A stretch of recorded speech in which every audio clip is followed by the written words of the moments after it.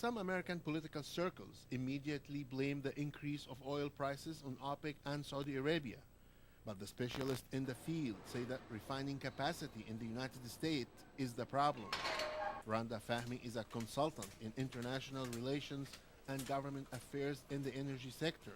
Prior to assuming the presidency of Fahmy Hudome International, Randa served as the Associate Deputy Secretary of Energy in the administration of President George W. Bush.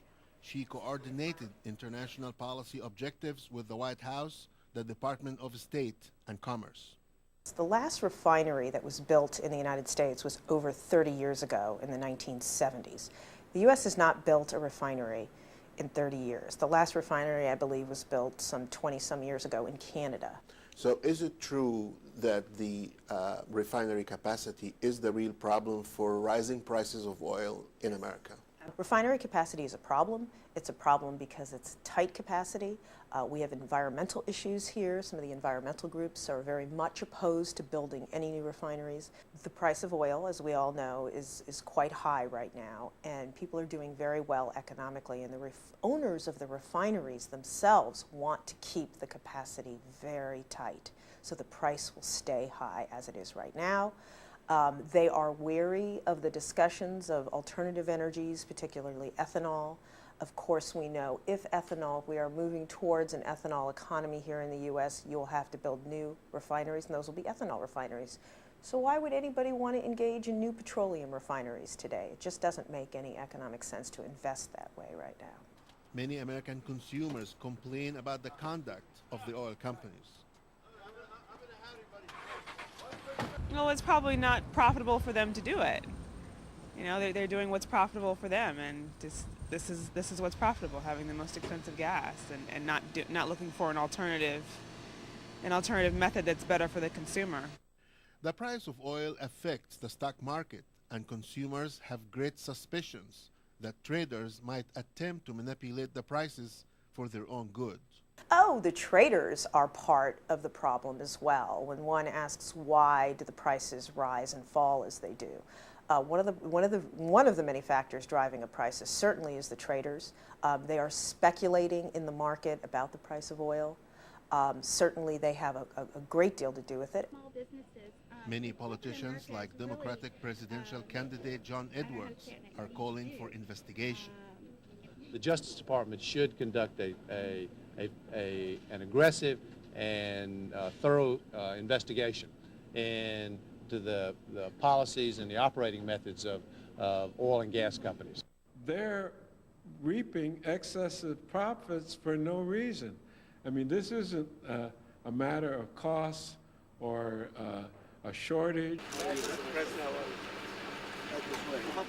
Despite the excellent relations between Saudi Arabia and the United States, some political circles only blame Saudi Arabia and OPEC for the rising oil prices. That's incorrect. That is just political blather.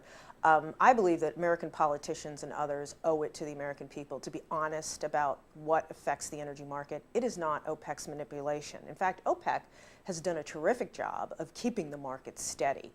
In spite of the rising demand, both in the United States, we have a voracious appetite, of course, for petroleum, as well as in Asia. The market in China and India alone has boomed over the last few years.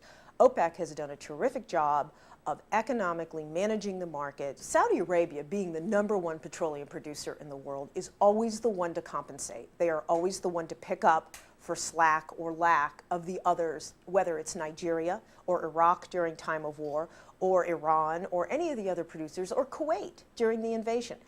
Saudi Arabia really is always the one to step forward and fill in because they have the capacity and they have the reserves to be able to do that.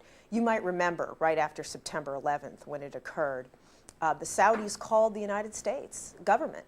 I was serving in the government at the time and offered millions of barrels a day over the next few weeks just to keep America safe and secure because of what happened on September 11th. They didn't want America to worry about the source of petroleum, and Saudi Arabia stepped up to the plate and shipped the barrels directly to America. Why people in the United States don't know this information that you're just telling me now? Well, it's twofold.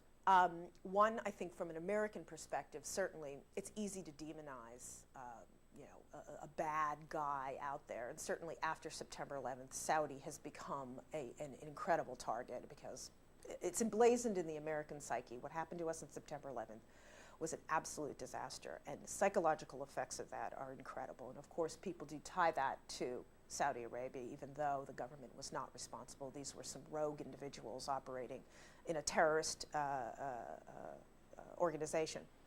The other half of it really is, I must say, is Saudi Arabia themselves has been reluctant to step up and, if you will, talk about their accomplishments or what they do in the oil market. They are very shy, I think, and reluctant to, if you will, brag about their accomplishments. It's just not culturally acceptable to step forward and say, I'm doing this to help you. In Washington, this is Aziz Fahmy for Supply and Demand.